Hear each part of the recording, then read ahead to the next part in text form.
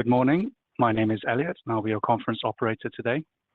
At this time, I would like to welcome everyone to the second quarter PPG earnings conference call. All lines have been placed on mute to prevent any background noise. After the speaker's remarks, there will be a question and answer session. If you would like to ask a question during this time, simply press star followed by the number 1 on your telephone keypad. If you would like to withdraw your question, please press the pound key.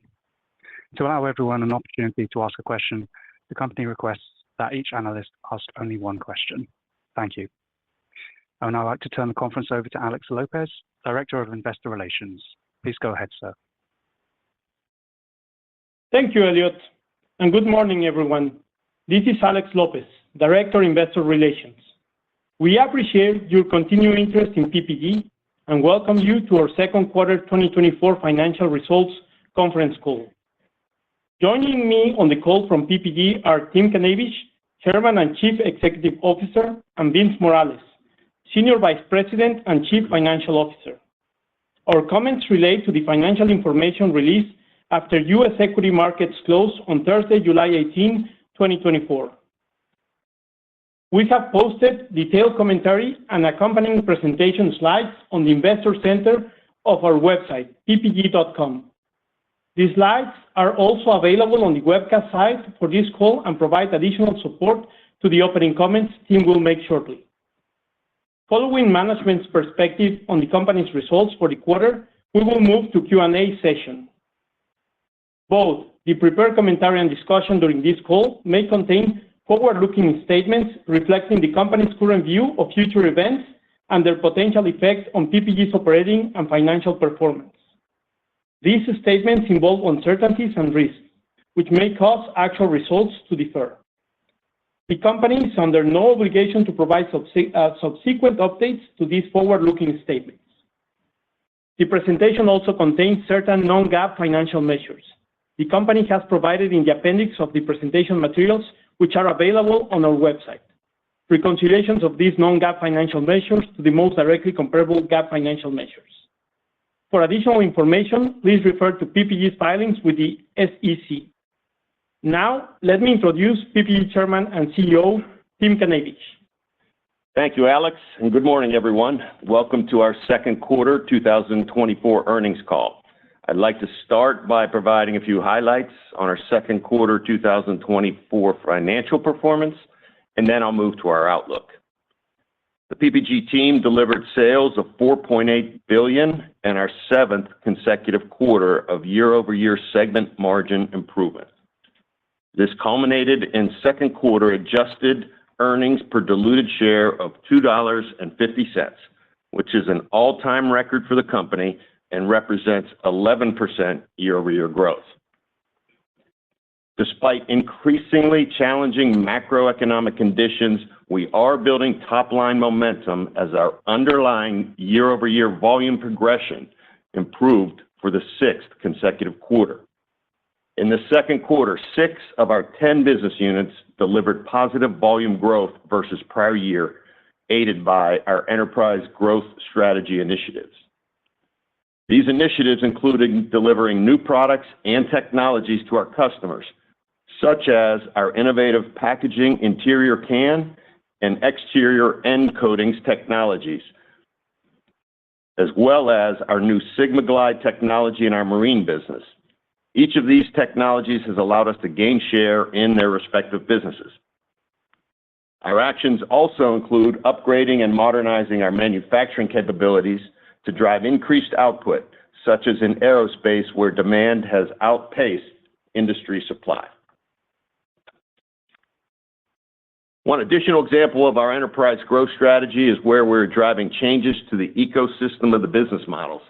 This includes in architectural coatings, U.S. and Canada, with our Home Depot initiative, in our refinish business with our digital tools such as Moonwalk and Link, and in our traffic solutions business as we further optimize our service and supply capabilities, which are critical value drivers in this business. Additionally, our volume performance in the quarter benefited from our well-established business portfolio in Mexico, China, and India. Overall, however, our aggregate volumes in the quarter were flat year-over-year, falling shy of our initial expectations as overall demand in Europe and global auto OEM production were below what we assumed in our second quarter guidance. It is important to note that our European volumes, while still negative, improved sequentially year-over-year versus the first quarter. Also, global industrial activity remained subdued in the quarter. Consistent with our financial guidance in April, our second quarter automotive refinish sales were down year-over-year, reflecting a strong prior year comparison and lower insurance claims. However, we remain confident that this business will have a strong second half of 2024. In the quarter, we drove further margin enhancement, and we marked our seventh consecutive quarter of year-over-year segment margin improvement. Our aggregate gross margin was 43% for the quarter, a 180 basis point improvement year-over-year. Our performance coatings segment achieved all-time record segment margin of 18.7%. And our industrial coatings segment also improved its margin profile by 120 basis points versus the prior year. During the second quarter, we benefited from stable upstream and downstream supply chains, and the vast majority of our suppliers have sufficient or excess capacity, which is noteworthy as this occurred during the peak season for raw material consumption. Consistent with our guidance, we experienced mid-single-digit percentage raw material deflation that we expect will normalize into flat to low single-digit deflation for the third quarter as we anniversary prior year impacts. This benefit was partially offset in our results by general inflation, including higher year-over-year wages and employee benefits. We are proud to have published our 2023 ESG report in the quarter, which highlighted progress against our 2030 targets, including increasing sales from sustainably advantaged products and reducing greenhouse gas emissions throughout our own operations and our value chain. I want to take this opportunity to provide you with an update on our previously announced strategic reviews of the architectural coatings U.S. and Canada business and the global silicas product business. We made good progress with these processes and are pleased to have a number of engaged and interested parties. We're working through the traditional bidding, management presentation, and data provision stages and remain on our original schedule to determine a path forward for each of these assessments. We have also made further progress in driving improvement in working capital, including lowering our year-over-year inventories during the quarter. As a result, our operating working capital was down 90 basis points year-over-year. We have more work to do over the balance of the year as we move towards seasonally slower sales quarters, but we have already returned to near pre-pandemic inventory levels. We ended the quarter with a strong balance sheet and remain committed to deploy excess cash for shareholder value creation. During the quarter, we repurchased $150 million of PPG shares, bringing our year-to-date total to about $300 million. This is on top of our fourth quarter 2023 repurchases. Also, yesterday, consistent with our long heritage, our board authorized a 3-cent dividend increase from 65 cents to 68 cents per share. Now, looking ahead to the third quarter, we expect overall organic sales of flat to low single-digit percentage growth. In Mexico, we expect to again deliver excellent financial results. We also believe that demand in China will deliver organic growth as a result of our technology advantage products, but albeit at a lower growth rate than achieved in the first half of the year. In Europe, demand remains uneven by country and end use, but we expect modest sequential year-over-year improvement. In addition to those businesses that grew in the second quarter, we expect organic growth in automotive refinish coatings and protective and marine coatings. And also, while slightly unfavorable year-over-year, we are projecting modest sequential quarterly improvement in general industrial demand. We expect to deliver adjusted third quarter EPS between $2.10 and $2.20 per share, aided by solid operating performance. Our guidance midpoint is 4% higher than our record third quarter 2023. However, The midpoint of our guidance is 10% higher than the third quarter of 23, excluding the impact of a higher year-over-year tax rate, as the prior year included several non-recurring favorable discrete tax items. The difference in the tax rate is reducing our year-over-year EPS comparison by approximately 12 cents at the midpoint. We anticipate overall company selling prices to be flat in the third quarter, as the impact of certain index-based customer contracts in our industrial coatings segment will be offset by selling price increases in our performance coatings segment, including some additional incremental pricing that will be realized in the third quarter. With regard to commodity raw materials, supply remains ample, and we continue to realize benefits from moderating input costs.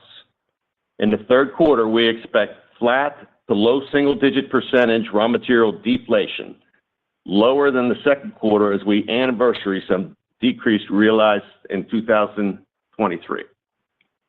As we have consistently demonstrated, we will drive further improvement of our operating margins, aided by sales volume growth leverage as a result of the execution of our enterprise growth strategy and self-help in manufacturing productivity and cost control initiatives, which includes continued execution of our previously approved restructuring actions. Our more than 50,000 employees are committed to delivering best-in-class solutions to our customers that will drive growth for PPG. Our results this quarter were made possible by our highly dedicated team around the world who make it happen and deliver on our purpose to protect and beautify the world every day. Thank you for your continued confidence in PPG. This concludes our prepared remarks, and now would you please open the line for questions? Thank you.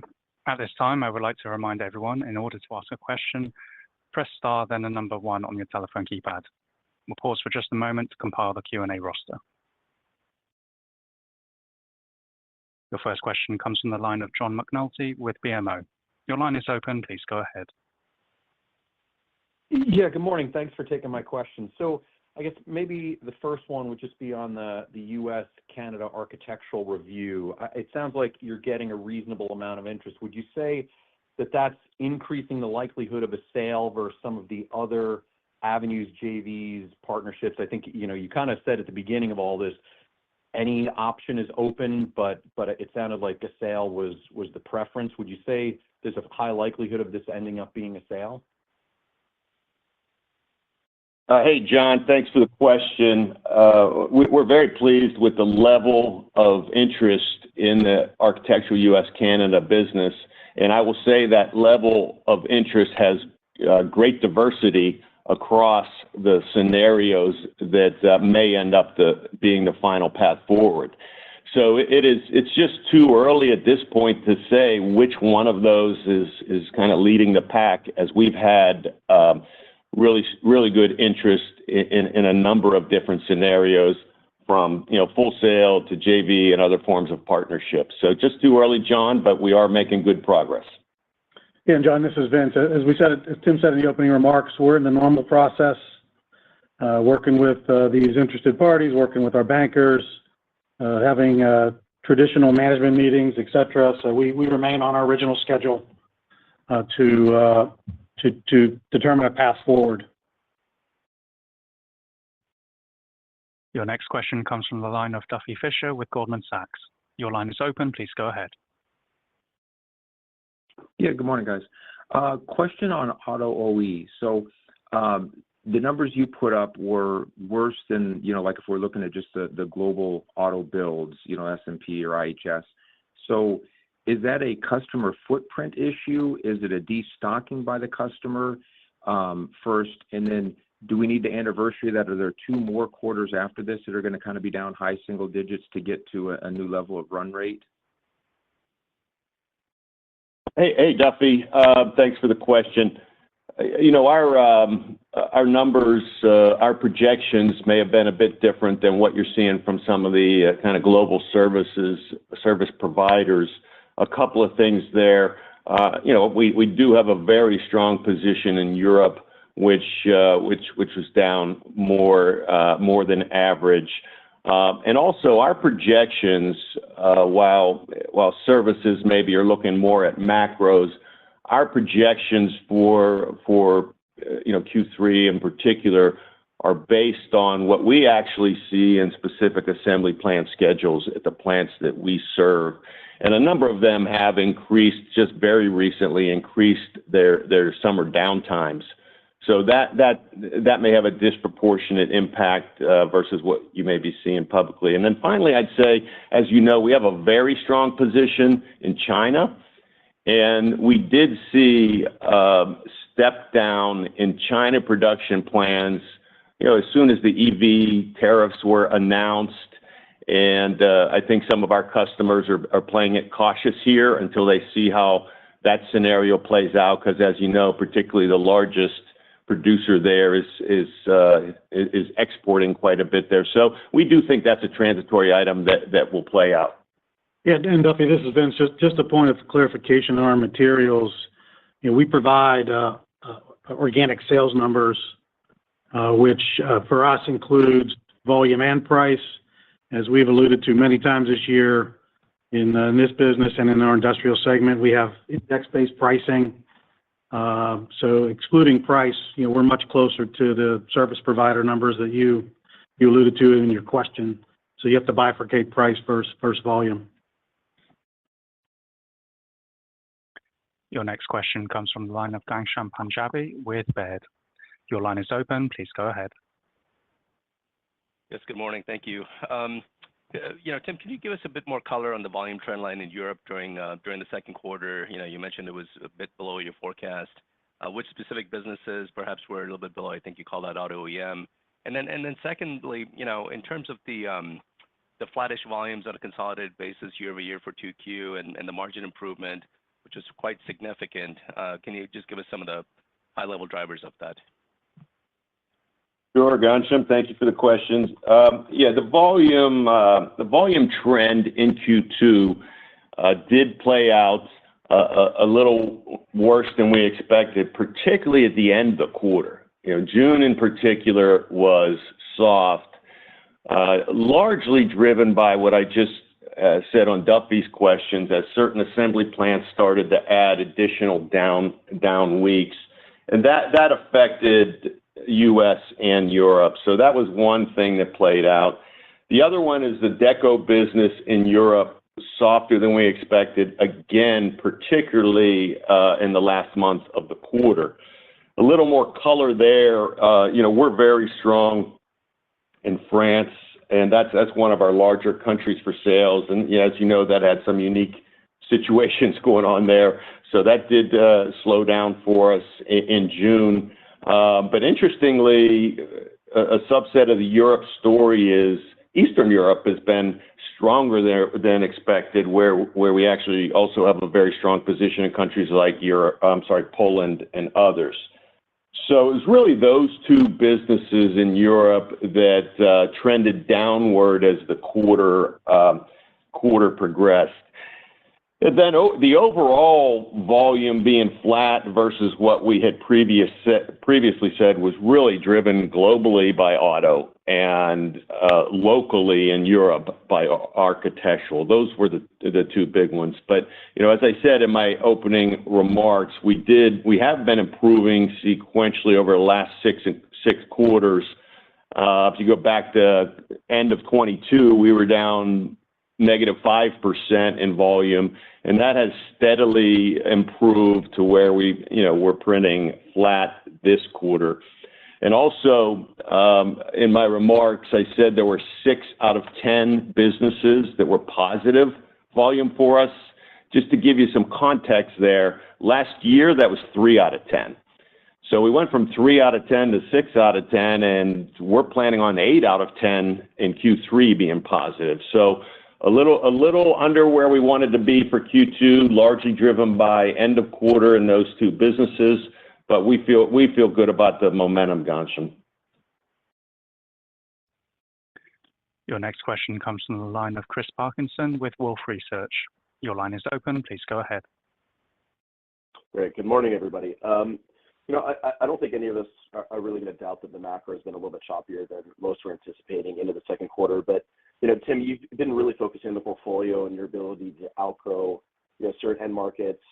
I know it's still a bit early and perhaps tough to tell, but what would be at this juncture the 2 to 3 end markets where you are by far and away the most comfortable in PPG's ability to consistently outperform market growth rates? Thank you. Yeah. Hey, Chris, thanks for the question. Number one, aerospace. We're really just, as I've said for the last several quarters, everything we can make is sold and shipped.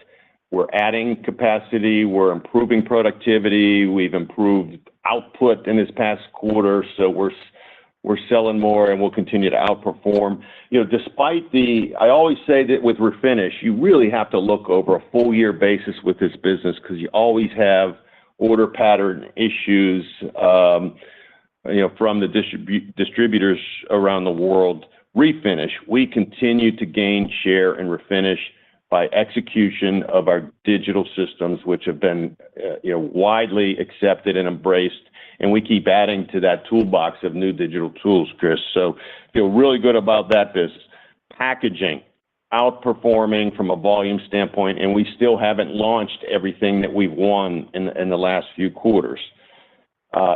Traffic, although not our biggest business, I want to point to a business that the first couple of years, I would say we cleaned up that business, and now we're in a position where it is really starting to perform for us.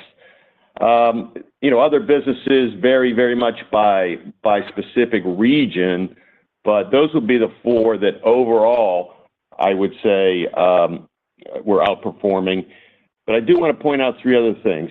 Aggregate Mexico, just Mexico across the board, whether it's PPG Comex or our industrial segment businesses or protective and coatings, protective and marine, we're outperform Mexico. Aggregate China, of course, with excluding Deco where we don't play, aggregate China, we're outperforming. Aggregate India, except for Deco where we don't play, we're outperforming. So that's how I would describe the businesses that, I feel most confident about our overperformance going forward, Chris. Your next question comes from the line of David Begleiter with Deutsche Bank. Your line is open. Please go ahead. Thank you. Good morning. Tim, as you go through the review of your U.S. paint business, are you seeing any disruptions to the business, and particularly see any market share losses as due to challenges or disruptions in the business? Thank you.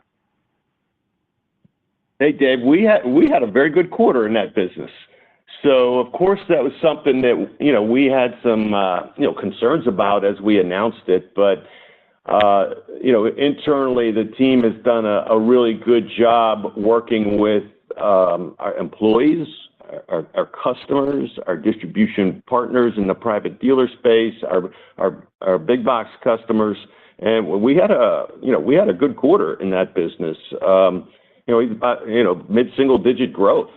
While it's something we're watching and monitoring very closely and trying to stay ahead of it, I'd say the team did a really good job in Q2 of doing that, and we're expecting the same in Q3. There's lots of discussions. Of course, there's some anxieties, but so far that has not had any kind of sizable impact on the financial results.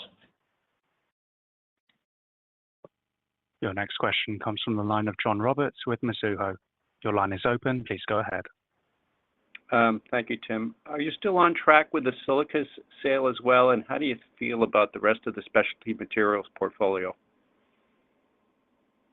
Yeah, John, thanks for the question. Silicas, we're very much on track with that, maybe even a little ahead of where we are on architectural U.S., Canada. We've had good interest there as well. And let's just say we're on our original schedule. The rest of that specialty business we really like, and here's why: because we have a leadership position in those spaces, and they're high technology spaces, which is right in our wheelhouse from a R&D capability standpoint. So obviously not the biggest part of our portfolio. But that business was one of the good growth engines for us in Q2. We expect that to continue going forward. So they're good businesses for us. Your next question comes from the line of Stephen Byrne with Bank of America Merrill Lynch. Your line is open. Please go ahead. Yes, thank you. And Tim, if you had a clean slate of how to report your financials, you have these 10 businesses, you have some looming divestitures. If you were to report that network of businesses, would you choose two segments? And would you allocate them the way they're currently arranged? Or would you consider going down a path of either more segments or reporting revenue by business, something to drive more transparency?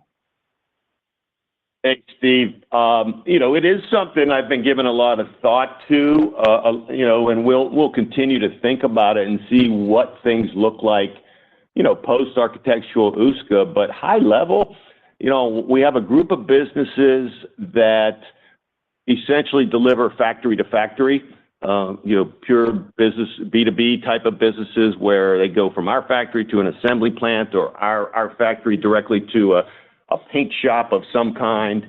And that's a logical fit because they have a lot of synergies in operations, synergies in raw materials, synergies in supply chain and logistics, and synergies in science and technology. We have another group of businesses that largely goes through distribution and has a lot of value-add services, that are a key part of the value proposition, like aerospace, like refinish, and like protective. So high level, I'm comfortable with it, but it's something we do look at on a regular basis. And, we'll take a fresh look once this transaction's done. But I'm pretty comfortable with how we report today. Your next question comes from the line of Vincent Andrews with Morgan Stanley. Your line is open. Please go ahead. Thank you and good morning. In our model, if we look out into 2025, we start to see raw materials move up probably low single digits in the first half of next year. So is that something you'll look to get ahead of from a pricing perspective in the back half of the year, or will you take more of a wait-and-see approach? And are there any parts of the business where, if we forget about refinish and aero, where you have well-defined pricing power, are there any parts of the business, maybe auto OEM, where you're a little more concerned about being able to pass that through? Yeah. Hey, Vincent. So what I would say at a very high level is there's sufficient capacity out there across the supply chain. Because if you look at the total industry of coatings, we're producing less liters than we did, pre-COVID. And so there's high level, there's still quite a bit of capacity out there. Of course, we do what we can to get ahead of it. And you pointed to some places where we can get ahead of it.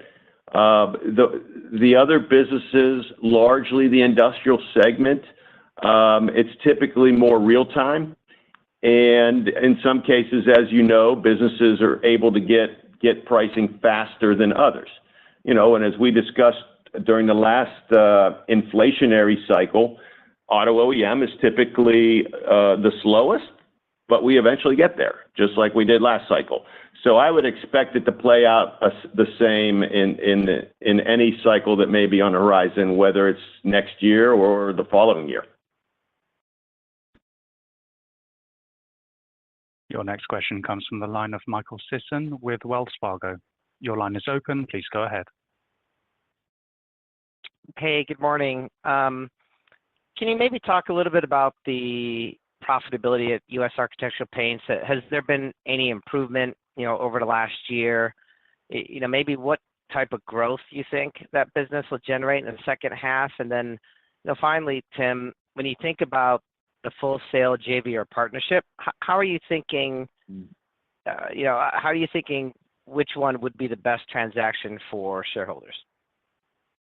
Well, it's the best transaction for shareholders will come down to two pieces. One is, what are the proceeds? What do we get paid for what we're selling? And two, what's the long-term strategic value of anything we might be left with? So that's why it's really hard for me or any of us to say, here's the best shareholder value proposal right now, because the combination of those two, price, proceeds, and future value of anything we might be left with, we're just not there yet in the process. But that's how we're thinking about it, is a combination of shareholder value today for what we get and shareholder value for future for how it fits with our growth strategy and what we can expect from an earnings and cash flow on the long term. Yeah, and Mike, on current events, look, as Tim just said in an earlier question, business is performing well. Volumes are a key driver to profitability. Our volumes were up in Q2, as we said in prepared remarks. So we're pleased with the progress year to date. Your next question comes from the line of Frank Mitsch with Fermium Research. Your line is open. Please go ahead. Good morning, and congrats, Alex, on your new role. Tim, I want to ask about the expectations for the second half to be lower than you previously thought, which resulted in the full year EPS guide down. I'm just curious, roughly what was when you think back 3 months ago, or even 6 months ago, when you first put out the full year projection, what sort of level of volume growth were you expecting in the second half of the year, and where are you now, in terms of expectations on volume growth for the second half of the year?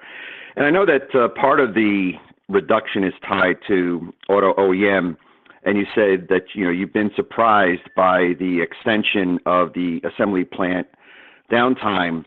Just curious, looking back in PPG's history, when you've been surprised in the past by the auto OEMs taking extended assembly plant downtime, does that serve as any sort of a foreshadowing of recessionary environments or anything like that? Any color there would be very helpful. Thank you. Yep. Hey, Frank. So first of all, what changed from what we were saying about the full year to what we're saying today? It's largely a couple of big businesses like Auto Global and Architectural Europe. And of course, the other businesses are puts and takes, some up, some down. So that's really the biggest driver. And to your second question, I'm not using the recession word at all. What I see more is temporary adjustments at assembly plants, just given certain vehicles selling less than they expected, and inventories going up a little bit. Inventories are still very healthy compared to pre-COVID levels, but if you look at U.S. inventories, they did creep up a little bit. So I think there's just some adjustment, and there's caution from our customers on affordability, interest rates, things that really drive some of the vehicle purchase behavior by consumers. You probably have your own prediction on interest rates. I have mine, but at some point, that should be a pressure that comes off of new car purchases. And I think our customers are just watching the same things very closely: inventories versus affordability and interest rates. But I do not see this as foreshadowing of a recession of any kind. Your next question comes from the line of Patrick Cunningham with Citigroup. Your line is open. Please go ahead. Hi, good morning. I'm just curious on your optimism for the refinish outlook for the second half. Which regions do you expect to see the most meaningful growth, and how much of a role will Moonwalk and Link play for organic growth? And are you seeing anything in terms of data points or anything in order books that gives you confidence in the underlying market growth in the back half? Yeah, Patrick. So I'd say the biggest confidence point for us is really everywhere outside of Europe, where we're really still in the very early innings of launching our productivity digital ecosystem. That we started that in Europe, gained tremendous share and customer retention and, subscription revenue as we launched that across Europe. And we're still very early days in the U.S., Australia, China, places like that. So good confidence in the share gain as we roll out those tools around the world. The collision rates are a question mark depending on where you are around the world. But we believe, our penetration rates of these digital ecosystem is still single digits of all the body shops out there. So, we've still got a lot of runway. And as I said in an earlier answer, we continue to add to that toolbox of digital productivity tools as we go forward. So it is, of course, the chemistry inside the can, which we're best in class at from a color match and speed and all those things. So we feel really good about that. But a lot of our share gain right now is delivered by the productivity tools outside the can. Yeah, and just to get to your question on the second half of the year, just a little bit of history. Again, in 2023, we had a price increase going into effect in early Q3. We had a lot of our partners buy ahead of that price increase. So as we alluded to in the prepared remarks, we had a very strong Q2 and refinish last year, softer Q3 given the buy ahead, and that pattern reverses this year. So that order pattern from our distributors is helpful for us in the back half of the year. Your next question comes from the line of Jeff Zekauskas with JP Morgan. Your line is open. Please go ahead. Thanks very much. A two-part question. You've probably bought all your titanium dioxide through the end of the year, so I understand that there's no TiO2 pressure this year for you. But with sanctions on Chinese product in Europe, is that a structural issue? That is, over the next 4 years, are you going to be facing as a base case, reasonably higher TiO2 prices or much higher TiO2 prices? How do you think about that? And then secondly, in the quarter, your volumes in auto OEM in the U.S. contracted, and I think the production grew in the United States in the second quarter. Is that a temporary phenomenon for you, or are you losing share in the U.S.? Okay. Hey, Jeff. On the TiO2, you are correct. We foresee no impact in 2024. Not so much because of we're sitting on a whole bunch of inventory there, but more because of we're contractual coverage. As we look to 2025, here's how we are thinking about it. First of all, at a very high level, we continue to reduce TiO2 consumption per batch without sacrificing performance. That's about 1% per year. And even though that doesn't sound like a big number, we've been doing it for a decade, and we expect that to continue.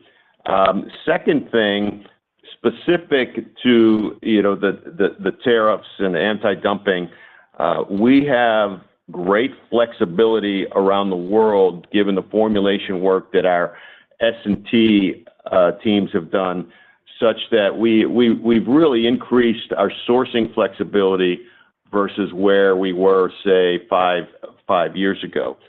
And then finally, at the end of the day, if those two initiatives are not enough to counter whatever net increase in cost there may be to us, the biggest consumer of TiO2 is the Deco business by far, and we have demonstrated that as necessary, we'll offset that cost with price. Jeff, and let me just add on here to the TiO2 question before Tim goes to the next question.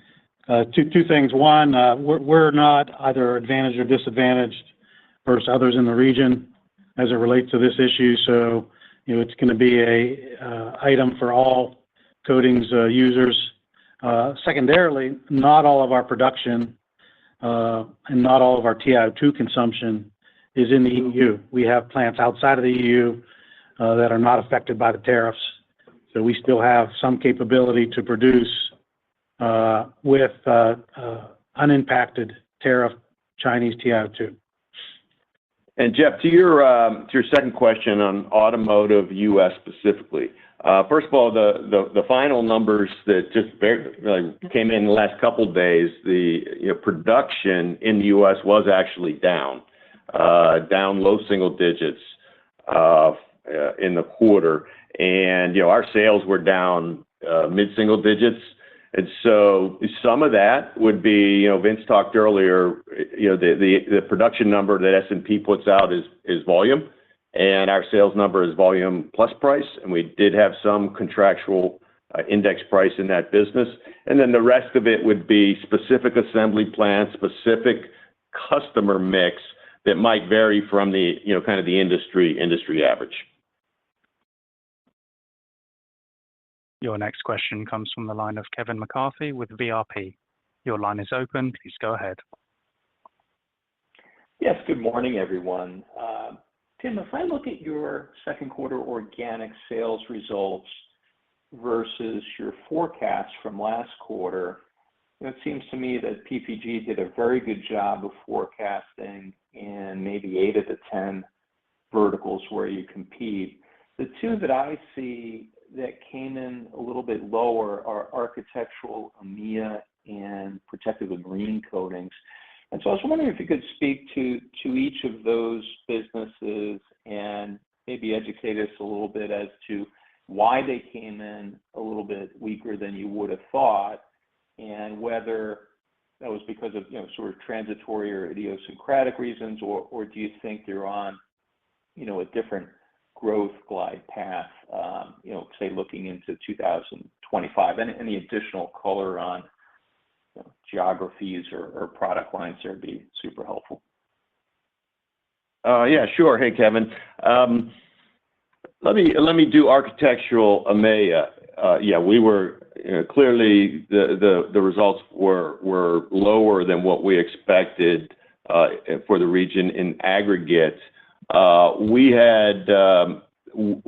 believed that we were, you've heard me use the term bouncing off the bottom. We believed at that time we were on the bottom and we would see sequential improvement Q1 to Q2. The macros, frankly, just got worse in Europe, and that drove Deco, that drove auto OEM as well. But a little more color there. We're number one in 10 or so countries in Europe, and our biggest is France. I did earlier reference, you've seen the election and some of the turmoil in France that added to uncertainty, and we really did see a downturn in our sales during that period in France, our largest country. So I would say that one was maybe a transitory, that as things stabilize, we'll see some recovery there.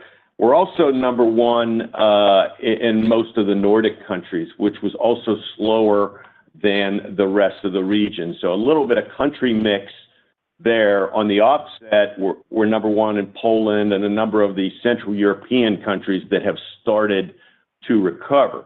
So as we think about that going forward, we do believe we will see some sequential improvement in architectural Europe in Q3. We do believe it'll still be down versus prior, Kevin, but we do think that that'll start to sequentially improve. A much better story on protective and marine. As you know, that business has really been a good performer for us over the last several quarters. This is a project business. We just ran into a handful of project delay type transitory items that hit us in the quarter. You should expect growth back on track in that business starting in Q3. For example, we had slower China infrastructure spending than we expected with the local government issues. With the Mexican election, Pemex was delaying some of its projects. As you know, the election's behind us now, and we're seeing that pick up. we have been doing really well at gaining share in the dry dock business. We had some dry dock delays associated with, going around the Cape. So just a number of things like that we do believe are transitory, but the underlying trends for that business for us are, much stronger than what I would have described for the macro conditions for Deco Europe. Your next question comes from the line of Josh Spector with UBS. Your line is open. Please go ahead. Yeah, hi, good morning. I had two questions on the cost side. I guess first, your European peer announced some contract renegotiations with its labor force that they talked about as incremental inflationary. Is that an impact at all for PPG in the second half for 2025? And then on the other end, your corporate costs have come in better than you've guided the last couple quarters. With the reduction in guidance, are you accruing less for bonuses for this year? And is that a tailwind that's baked in this year and a headwind next year? If you could help quantify any of that, it'd be appreciated. Thank you. Yeah, Josh, this is Vince. With respect to the EU, that's, we're not involved in whatever that peers involved with. We're under our normal process in terms of reviewing our salaries, benefits on an annual basis. We did, as we alluded to at the beginning of the year, have a little bit of a higher wage and benefit inflation this year versus historical, given the macro. But that, again, we expect that to trend to normal based on what we know today in future years. As it relates to corporate costs, as we said in our press release, we did, due to the lower guidance for the full year, we have made adjustments lower for some of our incentive compensation. And that will, these are not big numbers. We'll give a full year 25 guide as we typically would do in January. We got to get through the rest of this year before we look at year-over-year impacts, especially line by line or category by category. Your next question comes from the line of Aleksey Yefremov with KeyCorp. Your line is open. Please go ahead. Good morning, everyone. I wanted to ask about architectural EMEA pricing. Given these weaker volumes, is pricing holding up in this region, or is competitive environment perhaps more aggressive than for your coatings portfolio overall? Yeah. Hey, Alexei. Given the volume challenges, we have seen what I would call, kind of around the edges, some price downward competitive actions that that we've had to match in order to keep our business. That is an outlier versus most of our coatings portfolio. But I would also tell you that it's not a huge impact because there's still higher, even though folks are trying to grab volume and the raw material deflation is just not what it was earlier in the year. Us and everyone are experiencing higher wage inflation, higher employee benefit inflation than let's say maybe a normal year, and we're not the only ones having to deal with that. So I think that is having some impact, whether you're talking about architectural EMEA or where maybe it is slowing down any otherwise volume grab kind of behavior. But across the portfolio, that's enabling, frankly, price to hold up, and that's also enabling things like other parts of our portfolio in performance coatings to get additional price because us and everyone else are seeing that higher wage inflation. Your next question comes from the line of Michael Leithead with Barclays. Your line is open. Please go ahead. Great. Thanks. Good morning, guys. With the strategic reviews on track for this quarter, presumably you'll get some level of cash in the door later this year.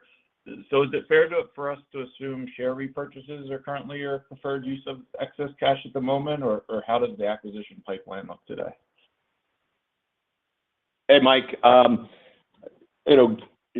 Great shareholder value accretive acquisitions would always be our preferred use of cash, whether it's from proceeds from these potential transactions or just ongoing business. That said, that pipeline is a bit thin right now. And so, we continue to look at opportunities, but overall, compared to prior years, I would assess it as thin. And perhaps that'll change going forward. Perhaps that'll change in 2025, with interest rates. But right now, it's a bit thin. You've seen 3 quarters in a row, we've bought shares back. We're demonstrating that we're going to do what we said, which is we're not going to let excess cash build on the balance sheet. So, when those transactions or potential transactions close, we will take a look at our pipeline, and if it's still thin, then we'll deploy cash as we have in the last 3 quarters.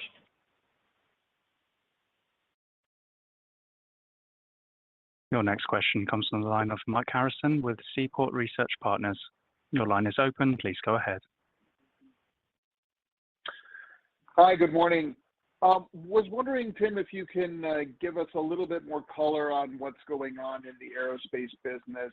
You mentioned that you're selling everything you can make, but how much better could volumes have looked in that business if you didn't have the capacity constraints? And I guess what specific actions or how much additional capacity do you think you can unlock as we get into the second half and into 2025? Thanks. Hey, Mike, just to put some scale on it, our backlog, so we produced more, sold more, had record quarter in that business, and yet our backlog still grew. So our backlog is almost $300 million. So whatever you have us down for as margin in that business, if we were completely unconstrained, it would be that $300 million at our aerospace margins. But going forward from that, there is nothing on the horizon that our customers are telling us that's going to slow that in the near future or midterm at least. In fact, we're getting forecasts from them that are even higher. So, what we're doing in the short term is I would call them incremental capacity additions, things you can do quickly, whether it's through productivity improvement or CapEx investments, both of which we're doing. But beyond that, we're assessing, do we need to do something of a larger scale? And when we're ready to talk about that, we'll let you know. But it's pretty significant backlog driven across commercial, general aviation, and military, driven across transparencies, coatings, and sealants, and driven across OEM and aftermarket.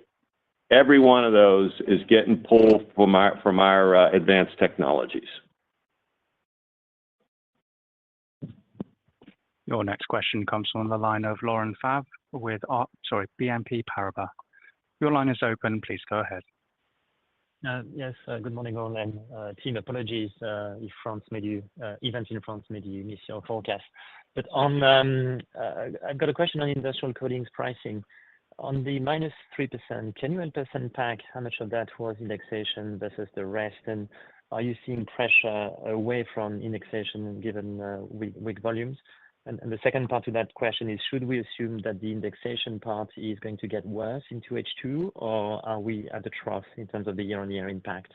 Thank you. Hey, Laurent, I'm expecting lots of paint sales as the Olympics get going here, and then after the Olympics as well. So I'm sure France recovery is on the horizon.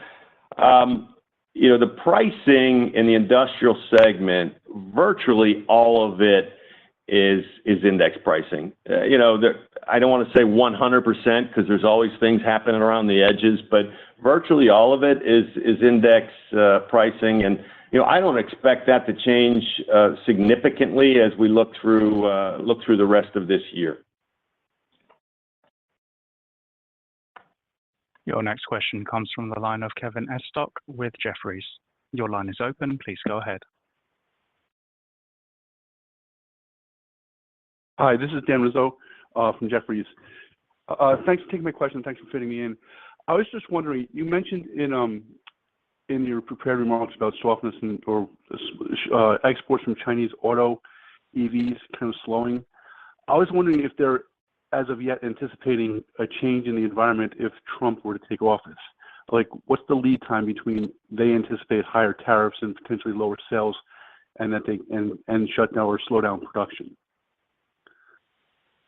Yeah, so I'll start, and all Trump questions I delegate to Vince. So I'm going to let Vince handle that part. But what I want to say about the EVs is, you know, we're a proud supplier to the number one manufacturer over there, and of course they were doing quite a bit of export, and so they're being cautious right now. And we'll see how that plays out as far as their overall production numbers as we move through the year. But I do want to point out, you know, even with all the headlines on EVs happening right now, and maybe in a less than positive direction, I think that's only changing the slope of the curve and not the endpoint destination of the curve. You know, for 2024, even with all the news we've heard, the projection is still that EV production will grow by 14% versus last year. And the production is still that 30% of every vehicle produced in China will be an EV. And of course, China produces about a third of all the world's cars. So I think we all have to take these headlines as moderation, but not drastically story-changing headlines for EV. Your next question comes from the line of Arun Viswanathan with RBC. Your line is open. Please go ahead. Great. Thanks for taking my question. I guess I just wanted to ask a couple of more questions on North American architectural and the portfolio as well. So on architectural, I think our understanding is, 4% EBITDA margins for the whole group, but maybe the stores business was recently unprofitable. I don't know if that's something you can just shed some light on. And are you seeing any interest in the stores side of that as well? Presumably, we've heard that there's good interest on the non-stores business, but if there isn't on the stores, would you consider kind of keeping those or shutting those down, or how do you proceed there? And then on the portfolio itself, as you look into 25, presumably you won't have architectural in North America, so you will be a little bit more industrial levered. Is there any way you can kind of give us your thoughts on how we should think about that? Industrial businesses in coatings sometimes have fetched lower valuations, so I don't know if that enters into your thinking as well. Thanks a lot. Hey, Aaron, let me answer the North American architectural questions. Again, I think when we announced the strategic review in February, we gave some directional information, and certainly the people who are interested and engaged got the data books, et cetera, and we're providing data almost on a daily basis. We're not going to get into the nuances of the different channels. Again, we're in a process where there's a lot of folks looking at it. They have what they need, and we're not going to certainly get into how this may or may not be split. Again, there's a multitude of different scenarios that we're entertaining, and we'll let that process play out, over the next 60 or 75 days or whatever. So again, we'll let that process play out, and when we get to a ultimate conclusion, I think we'll be a little more granular to answer some of your questions. And let me take the portfolio question. Mathematically, of course, you're spot on that X this business, we will be a little heavier in industrial coatings and a little lighter in performance coatings. But you've seen the numbers and the guidance we've given on the profitability and margin of the architectural U.S. business. And X that business, mathematically, and going forward, despite that shift that you described from less performance and more industrial, in aggregate, we will be a higher margin and higher growth company. We wouldn't be doing this otherwise. And, just to be clear, that there's also the benefit of us as a management team, as a PPG team, being able to focus all resources, whether it's human resources, R&D resources, capital resources, bandwidth resources, on businesses that have higher growth and higher margin profiles. So we are fully confident that this is the right thing to do for not only customers and employees, but absolutely for shareholders going forward. Fully confident. Your next question comes from the line of Jaideep Pandya with On Field Investment Research. Your line is open. Please go ahead. Thank you. First question is on packaging. Could you just tell us how confident are you to keep the share that you have gained? Because one of your competitors had a fire, because we are hearing sort of opposite messages, and they seem to be confident they'll get the share back. So just wondering, how will packaging look in 2025? My second question is, sorry to come back to architectural North America, but looking back 10 years ago when you bought the actual business, it doesn't feel like a lot has changed in terms of either the store footprint or the plant footprint, or even for that matter, the profitability. And you alluded to one point, which was need for investment. So just curious, when you look at JV models, where do you need to invest, and how do you sort of unpack and improve profitability here? Because you yourself done it with Axtel in the last 10 years, and sorry to say this, but it sort of hasn't worked. So, what would you and a JV partner do here? Just curious. And sorry to squeeze in one more. Tim, volume growth has been an issue for PPG for the last, 11 quarters.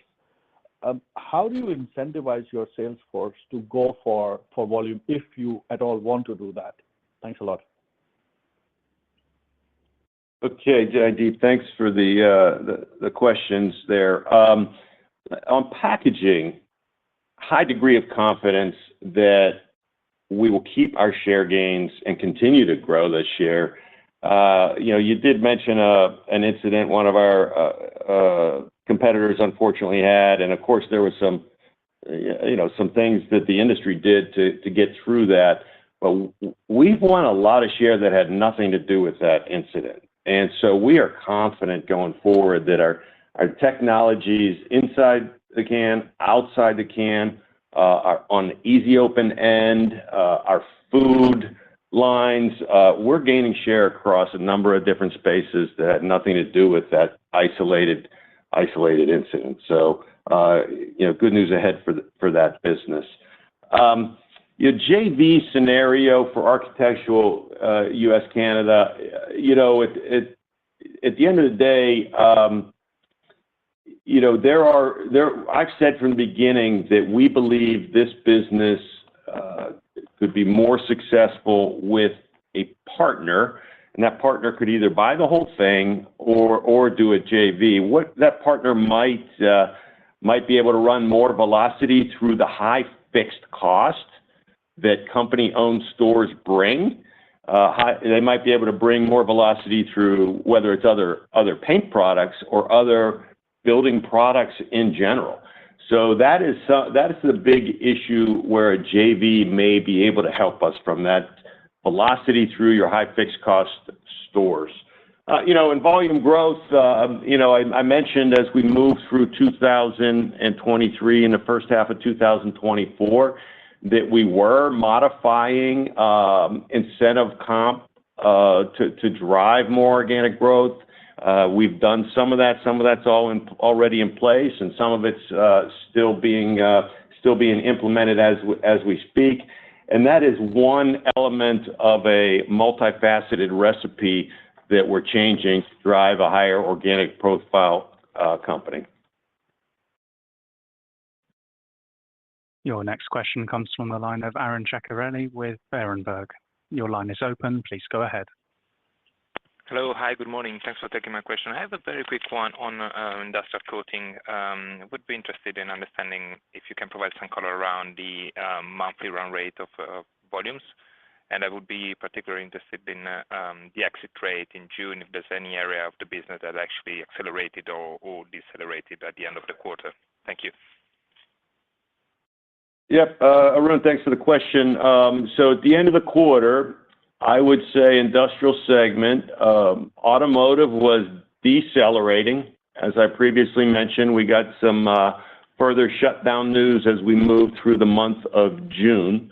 I would say industrial starting to see, pretty flat, but we are starting to see some sequential improvement that we projected into Q3. And I think packaging, basis the last question, is accelerating from a volume standpoint. So that's how I'd quantify the exit rates for industrial segment. There are no further questions at this time. I will now turn the call back over to Alex Lopez. Thank you, Elliot. We appreciate your continued interest and confidence in PPG. This concludes our second quarter earnings call. This concludes today's conference call. You may now disconnect.